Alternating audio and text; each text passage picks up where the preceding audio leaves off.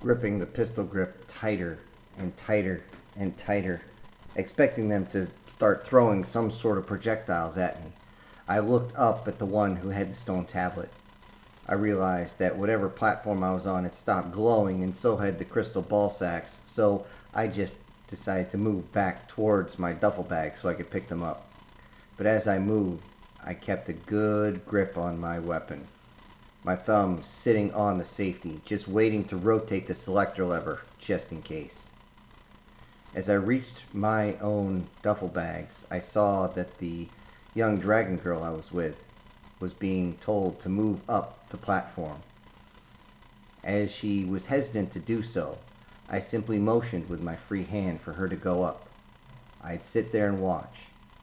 And as she slowly went up, she hesitated. One of the guards actually ran up and screamed at her to move. It's a damn beast! And hit her on the ass with that weird type of halberd weapon she had. Without skipping a beat, I grabbed my weapon, didn't have a chance to butt stroke him, so I used the barrel right across his eyes, and down he went like a sack of shit. I then rotated the selector lever, got right on top of him, and put the muzzle right in his face. Do that again, and I end you. He began to look up through blurry eyes and realized that my weapon was pointed right at his face. He knew what a flintlock was, so he understood that this was a projectile weapon, that all I had to do was put a few pounds worth of pressure on this trigger, and that would be the last thing he would see. He suddenly just started to freak out.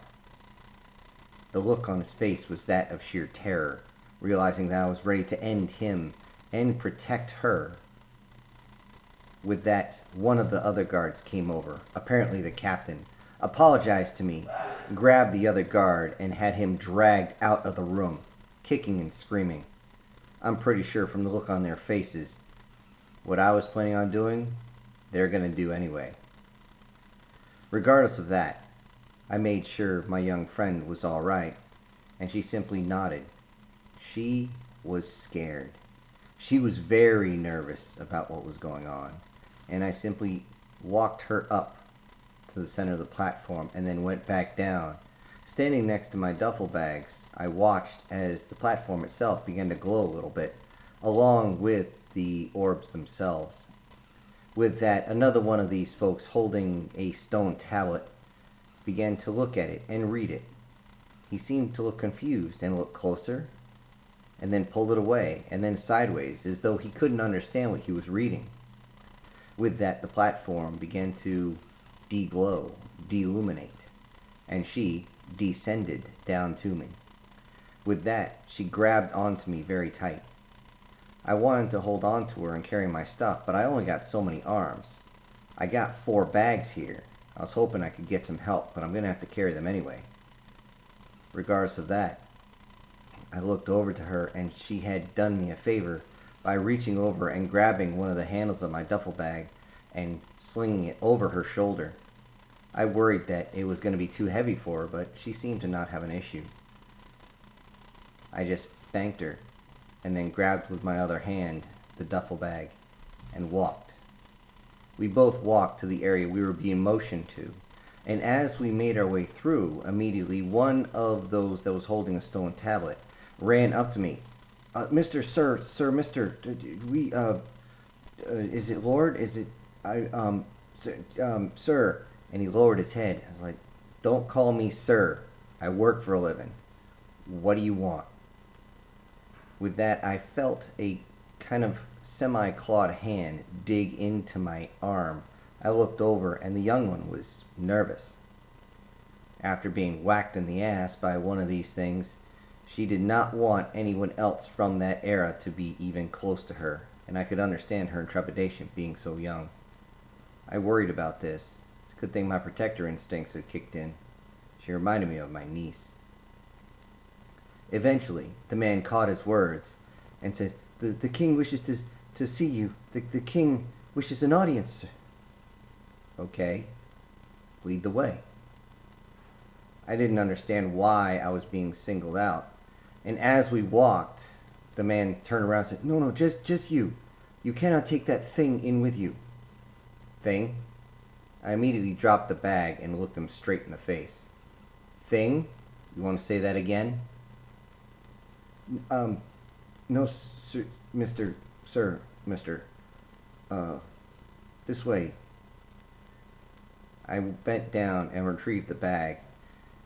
Again, on the other arm was her as she held on to me. I turned back a little bit to see another one of those not quite humans ascending the stairs. This time it was one that was not quite a kitsune, as it seemed to have a very narrow tail sticking out. A very bendable one, so I'm assuming she's more feline than foxy. Regardless, I did see everything glow as normal, but that was the last thing I saw of that area. We walked through several different tunnels and hallways. Everything was semi-bright and clean. Not to say that it was totally without its own style of decorum. It was interesting to see that they were using crystals for lights. They seemed to just radiate light energy. I could feel the energy coming off them as we went by, and was confused at how they operated, but didn't really care too much. We were being ushered along at a fairly good clip. Before I knew it, I heard a few feet behind me. Feet on the ground, stomping.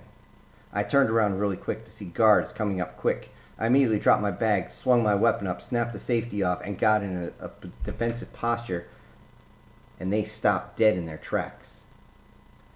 The one who was leading me, no, they're here to protect us. I can protect myself, I said.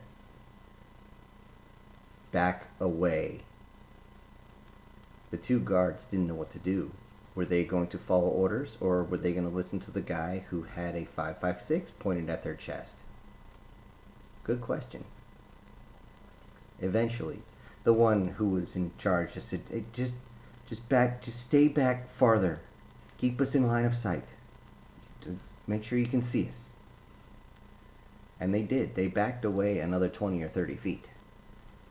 I got back up, put the safety back on, and again had to pick up my duffel bag. This was getting old quick. Eventually, after climbing several flights of stairs, walking around several different hallways, my shoulder was about to give out. This thing might not be the heaviest duffel bag I've had, but damn it, it's heavy. I looked over at my young companion. She didn't seem to have any problems carrying this thing. Boy, she's strong. Eventually, we ended up in another building, climbing another set of stairs, and then finally reaching a set of doors where they knocked on, and another one of these cleric-looking guys opened everything. I still didn't understand the robes and the pointy hats, but hey, why not? Or the puffy balls they seemed to have dangling from not only the sides of their head, but also from their belts. Maybe it's some sort of marking. I don't know, and I don't care. I was ushered inside, and I saw, of course, the king. Or emperor, whatever the hell you want to call him. I would find out later that yes, he did control this entire country. And he had others who controlled sectors, kind of like governors. But they were also considered royalty as well. This was going to get complicated really fast. But as we entered, the king stood up and, I told you to bring him alone. The one who had brought us dropped to his knees and bowed his head. I beg your majesty's pardon, but he insisted that this one come with him. As he said that, the king glared at my companion, and she once again held my arm tight. I was starting to wonder if she was going to cut the blood flow off at that point. I simply lowered my bag, reached up, and put my hand on her head, just as a symbol to say, hey, it's okay. With that, the king walked up and said, do you know why I brought you here? No. You want to tell me now? I have summoned you here for a simple reason. You have become a healer.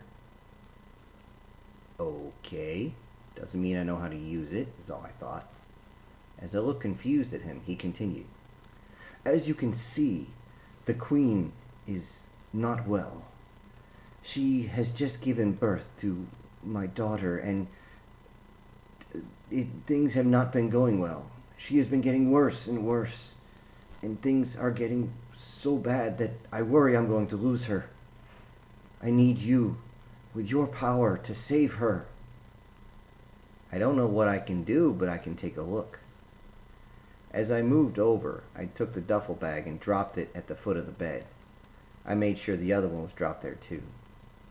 And with that, without taking off my own rucksack, I leaned over and looked at her, trying to figure out what was wrong. I pulled the blanket back to a whole bunch of, oh jeez, because they didn't expect me to expose the queen like that. Even though she was in a nightgown, a very thin one, I had to see what I was working with. Very soon, I could smell it. There was the smell of blood in the air. I looked down a little farther, and sure enough, her crotch was bleeding. I pulled her skirt up and realized that she had torn herself when she had given birth, and no one had the common courtesy to at least give her some courtesy stitches.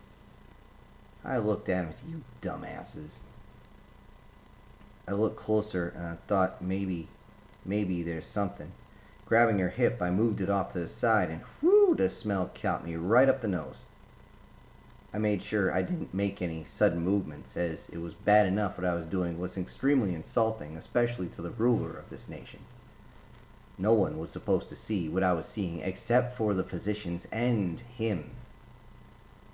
But I got in close and I realized it's a bacterial infection. It was a bad time. There might be something ripped in there. I simply looked over and told the king the same thing. He didn't quite understand what I was talking about, but when I broke it down to small little things that are so small you can't even see them are invading her body, he sort of understood, but understood just enough where he wasn't going to stick his guards on me for grabbing his wife's thighs. With that, I simply looked at my hands and wondered, okay, now what I can do. I can give her an antibiotic, but that's not going to stop the bleeding. Quick clot in the cooch is not a smart idea. It's actually a very bad idea. I don't have any hemostat. What can I do? Shit. What can I do? I reached out with my hands and I grabbed her shoulder and her lower abdomen. And I began to think about it. If I got powers, maybe I can see what's going on. And with that, I could feel something moving. It was like the blood in my body was flowing more to my hands and to my eyes. I didn't understand it, because I knew the blood pressure wasn't going up that high. If it was, I'd have one hell of a headache. And at that point, my hands, the veins would have exploded. But I could feel the pressure. I knew there was something there. I just had to let it out. And that's what I did. I opened the gates and I let myself flow through. And it was an amazing experience. I could suddenly see and feel everything. I could break it down to her vessels, her veins, her arteries, her musculature. I could feel it. I could feel the whole thing. Everything was in my sight, and not at the same time.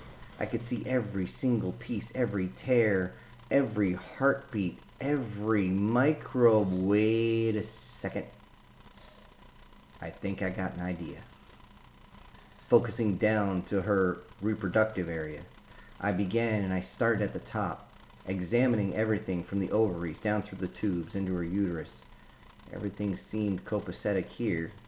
Doesn't seem to be too much tearing. Going down to the canal, that's where I found it. A big old gash, right where it really shouldn't be. I focused on each individual area as though I was going to stitch it up. And then I thought, I need to close it. No scar. And as I did, I could see in my mind's eye as it all sealed closed. And then, like it wasn't even there, I moved my way down even further until I got to right where she shit her kid out. Hope the vaginal turd is doing good, 'cause Mama's doing real bad. With that, I focused as hard as I could, because this was going to be nasty. I had to kick out bad blood, a whole bunch of nastiness that had gotten stuck in there. I had to kill off a bunch of bacteria. It was a mess. My brain had to be in 20 different places at the same time, but I focused as much and as hard as I could, focusing in on making sure everything was closed. I then opened my eyes. I'm seeing double. Not only am I working, but I'm looking down at her cooch, and I can see it healing.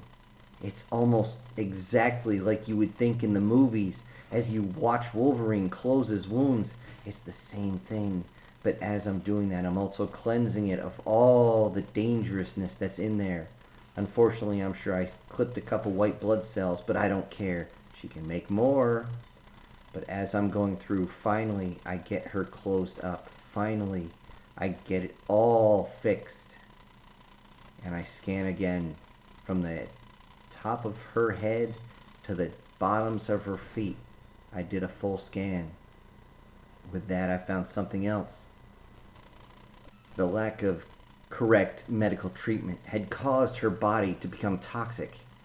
Several large blood clots were now swimming inside her system. This was easily taken care of as I cleansed each one. It seemed again as my mind was in 20,000 different places at the same time, searching every artery, every vessel, every capillary, looking for these and dissolving them down back into regular blood. By the time I was done, you would think she was absolutely perfect health. But then I saw something else. Her body had degraded. Somehow her body had degraded to a bad point.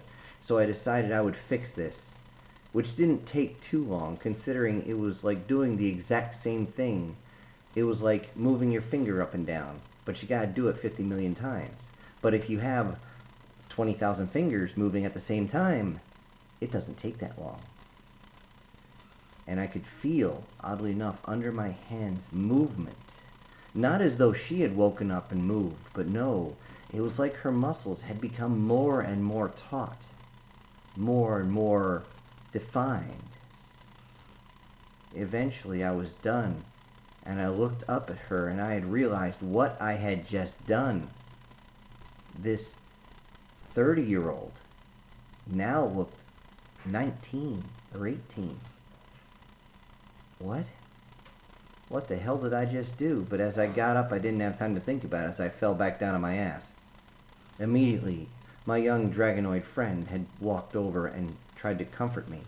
She didn't say anything. She just tried to hold me as I was trying to shake the dizziness off. And then I realized I burned a lot of energy. A lot of energy. I was completely and totally spent. It was like I had done 20 different ACFTs and just back to back to back and given 100% every single time. Plus gone through every single thing at Ranger School at the same time. Oh crap. I looked at her. Hi.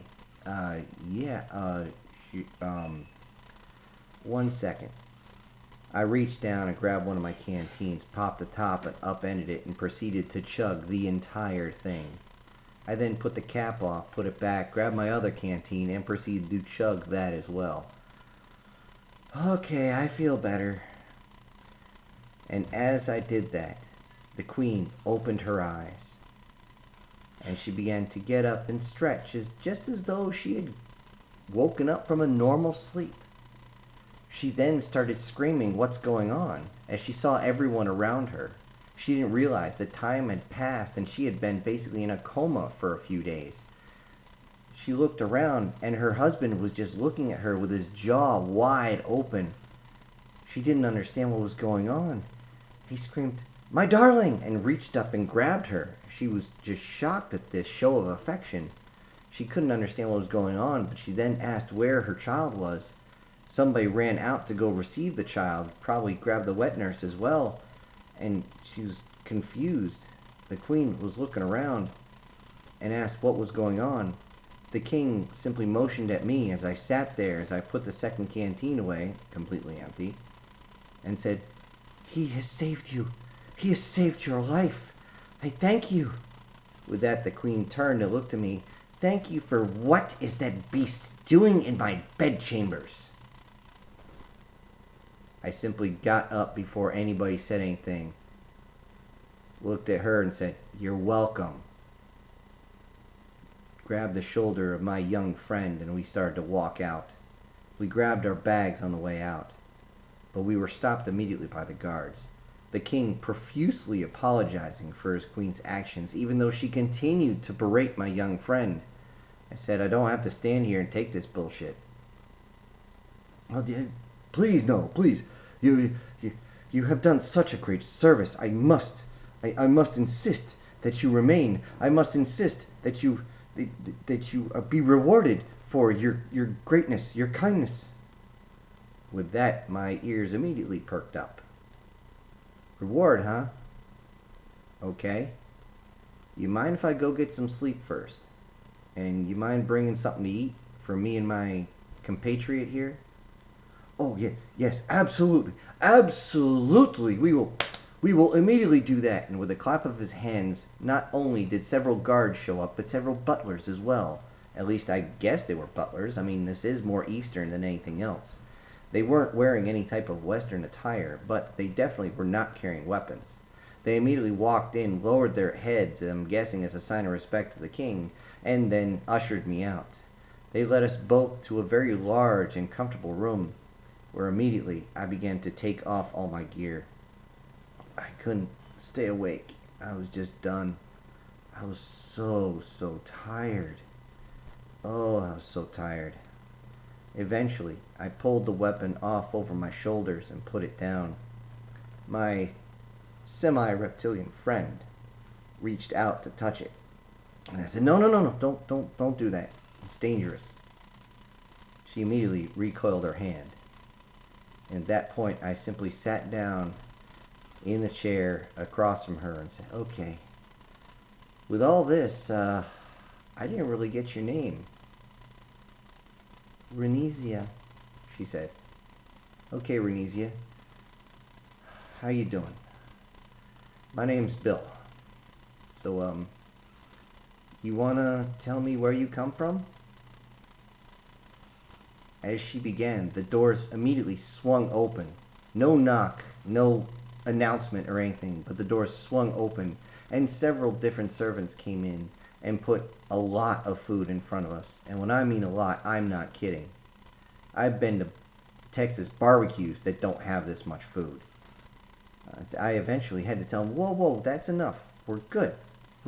Calm down, unclench, dude. We're good with this. Can we get something to drink as well? I need to refill.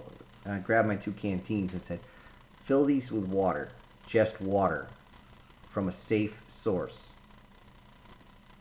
He immediately bowed his head as he took them and immediately shuffled backwards out. I was like, whoa, this is going to be some weird shit I gotta get used to. The guards, who were standing at the door, looked at me, then looked at her and seemed to sneer. As they left, I also said, "Hey, she needs clothes." They sneered again and then simply nodded before leaving. With that, we began to eat. I was like, "So, again, you want to tell me something about yourself?"